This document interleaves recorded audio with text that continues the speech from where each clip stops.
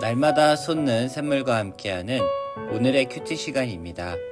10월 17일 월요일, 오늘의 말씀은 사사기 10장 10절에서 18절 말씀입니다. 이스라엘 자손이 여호와께 부르짖어 이르되 우리가 우리 하나님을 버리고 바알들을 섬김으로 주께 범죄하였나이다. 하니 여호와께서 이스라엘 자손에게 이르시되 내가 해굽 사람과 아모리 사람과 암몬 자손과 블레셋 사람에게서 너희를 구원하지 아니하였느냐? 또 시돈 사람과 아말렉 사람과 마온 사람이 너희를 압제할 때에 너희가 내게 부르짖음으로 내가 너희를 그들의 손에서 구원하였거늘 너희가 나를 버리고 다른 신들을 섬기니 그러므로 내가 다시는 너희를 구원하지 아니하리라. 가서 너희가 택한 신들에게 부르짖어 너희의 환난 때에 그들이 너희를 구원하게 하라 하신지라. 이스라엘 자손이 여호와께 여쭈되 우리가 범죄하였사오니 주께서 보시기에 좋은 대로 우리에게 행하시려니와 오직 주께 구하옵나니 오늘 우리를 건져내옵소서 하고 자기 가운데에서 이방 신들을 제하여 버리고 여호와를 섬기매 여호와께서 이스라엘의 곤고로 말미암아 마음에 근심하시니라. 그때에 암몬 자손이 모여서 길르앗에 진을 쳤으므로 이스라엘 자손도 모여서 미스바에 진을 치고 길르앗 백성과 방백들이 서로 이르되 누가 먼저 나가서 암몬 자손과 싸움을 시작하랴. 그가 길르앗 모든 주민의 머리가 되리라.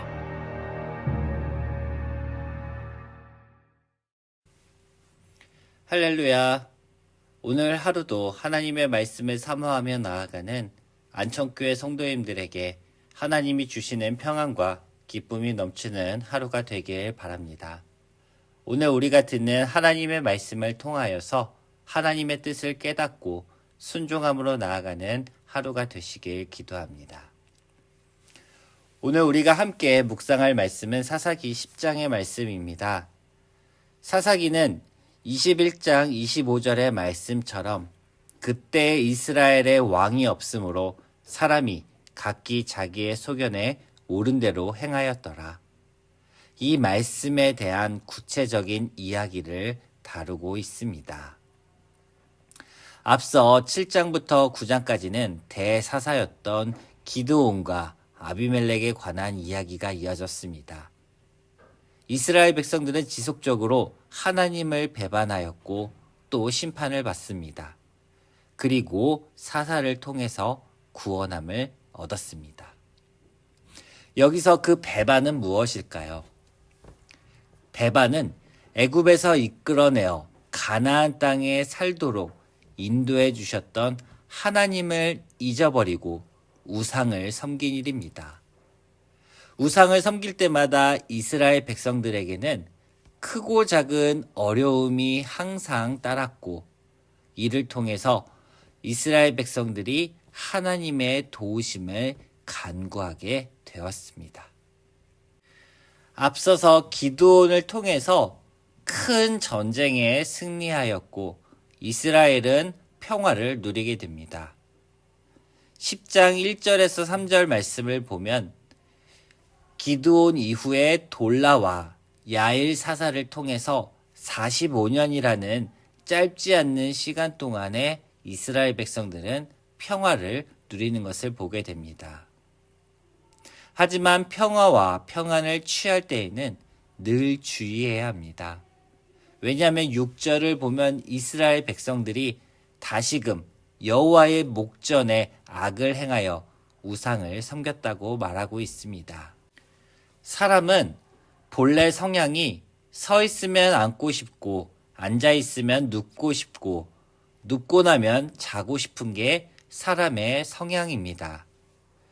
대개 많은 사람들은 환난과 고난 그리고 궁핍함 속에 하나님을 만났다고 신앙 고백을 하기도 합니다. 그렇다면 평화 속에서 하나님을 만날 수는 없을까요? 얼마든지 만날 수 있습니다. 평화 가운데서도 하나님의 임재를 경험하고 우리가 그 안에서 얼마든지 기쁨과 감사를 누릴 수 있습니다. 하지만 주의해야 할 것은 우리 가운데 평화 가운데 죄가 침투하지 않도록 늘 주의하고 경계해야 하는 것입니다.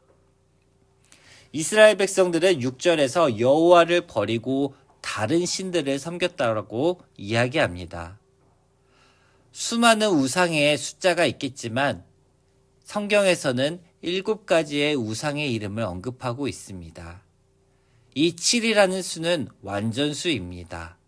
그만큼 우상의 수가 매우 많았고 하나님의 진노를 유발하기에 충분했다라는 내면적인 의미를 갖고 있습니다. 이스라엘 백성들이 많은 우상들을 섬길 때 때마침 아모리 족속이 일어나 18년 동안이라는 시간 동안 이스라엘을 억압하기 시작했습니다. 뒤이어 암몬 자손 또한 요단을 건너와 이스라엘을 괴롭히는 것을 보게 됩니다. 이스라엘 백성들이 또다시 고통이 커지자 이들은 회개하기 시작했습니다. 보통 성경의 저자들은 이스라엘이 괴로움 속에 부르짖었다, 또 괴로워하였다 라는 표현들을 쓰는데 10절에서는 부르짖어 바알들을 섬김으로 주께 범죄하였다라고 정확하게 자신들의 죄를 고백하고 있는 것을 보게 됩니다. 하지만 13절에서 너희가 나를 버리고 다른 신들을 섬기니 그러므로 내가 다시는 너희를 구원하지 아니하리라 라고 하나님께서 말씀하십니다. 구체적으로 사사를 통했는지 또는 천사를 통했는지 어떻게 이스라엘 백성들에게 이 말씀을 전했는지는 알 수가 없지만 하나님의 분노와 배신에 대한 마음이 정확히 드러난 구절입니다. 우리 자녀들을 예로 한번 생각해 봅시다. 자녀들이 잘못을 저지르고 또 범죄를 저지른다면 부모로서 타이르기도 하고 혼내기도 합니다.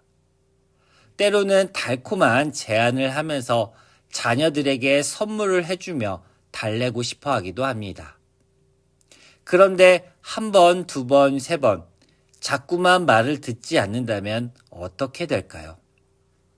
그대로 둘 수밖에 없습니다. 더 심해진다면 포기라는 표현을 쓰기도 합니다. 14절에서는 가서 너희가 택한 신들에게 부르짖고 너희 환난을 구원해 달라면서 하나님께서 이스라엘 백성들을 그대로 내버려 두신 것을 보게 됩니다. 사랑하는 자녀가 고통 속에서 잘못했다고 빌고 있는데 그대로 부모가 두고 볼 수 있을까요? 하나님도 부모님과 같은 마찬가지의 심정이었습니다. 죄는 철저히 미워하시고 싫어하시는 하나님이지만 16절에서 이방 신들을 제하여 버리고 여호와를 섬기는 이스라엘 백성들을 바라보시고 하나님이 마음에 근심했다라고 표현하고 있습니다. 마찬가지로 하나님도 우리의 부모님과 같은 심정입니다. 우리가 비록 죄를 짓고 하나님 마음에 합당한 삶을 살지 못한다 할지라도 우리 마음의 진정한 회개와 하나님의 도우심을 간구하며 나아간다면 하나님이 결코 우리를 외면하거나 그대로 두지 않으시고 우리를 위해 일해 주시는 분이심을 우리는 믿습니다. 우리는 날마다 나도 모르게 죄를 지으며 살아갈 때가 많습니다. 그 죄는 우리의 생각 가운데 거하기도 합니다. 그 생각이 커지고 그 생각이 마음이 되고 또 마음이 행동으로 옮기게 되고 결국엔 죄를 짓게 하는 것입니다. 반대로 믿음의 과정도 똑같습니다. 우리가 죄를 짓지 않고 하나님 뜻대로 살겠노라 늘 생각을 한다면 마음이 생기고 그 마음을 통하여 우리가 믿음의 열매, 사랑과 인내, 자비와 양성 등의 수많은 열매들을 맺게 되는 것입니다. 이스라엘 백성들의 철저한 회개를 통하여서 11장에 가서는 입다라는 대사사가 세워지는 것을 보게 됩니다. 10장 17절 말씀을 보면 암몬 자손이 이스라엘 백성들을 치러 들어왔고 이스라엘 자손도 미스바에서 진을 치게 됩니다. 미스바에 모여서 이스라엘 백성들은 무엇을 준비했을까요? 전쟁을 준비했을까요? 아닙니다. 하나님께 살려달라고 부르짖으며 기도했던 장소입니다. 우리의 삶의 터전 또한 영적 전쟁터입니다. 날마다 사탄의 공격을 받고 죄 가운데 위협을 당하며 살아가고 있습니다. 우리도 미스바, 곧 교회에 모여서 함께 기도하면서 이스라엘 백성들을 지켜주셨던 것처럼 우리를 지켜달라고, 우리를 회복시켜달라고 날마다 기도하며 나아가길 바랍니다. 함께 기도하겠습니다. 사랑과 은혜와 충만하신 하나님 감사합니다. 이스라엘 백성들이 자신들의 죄를 깨닫고 돌아오기까지 많은 시간들이 걸렸습니다. 하지만 우리는 많은 방황을 하지 아니하고 늘 날마다 회개하면서 주님 뜻대로 살아가길 원합니다. 오늘 하루도 우리가 영적인 싸움에서, 영적인 전쟁에서 승리하며 살아갈 수 있도록 도와주시옵소서. 감사하며 예수님의 이름으로 기도합니다. 아멘.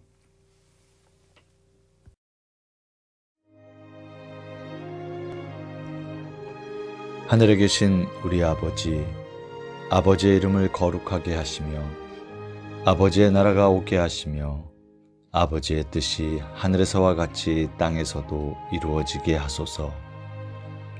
오늘 우리에게 일용할 양식을 주시고 우리가 우리에게 잘못한 사람을 용서하여 준 것 같이 우리 죄를 용서하여 주시고 우리를 시험에 빠지지 않게 하시고 악에서 구하소서.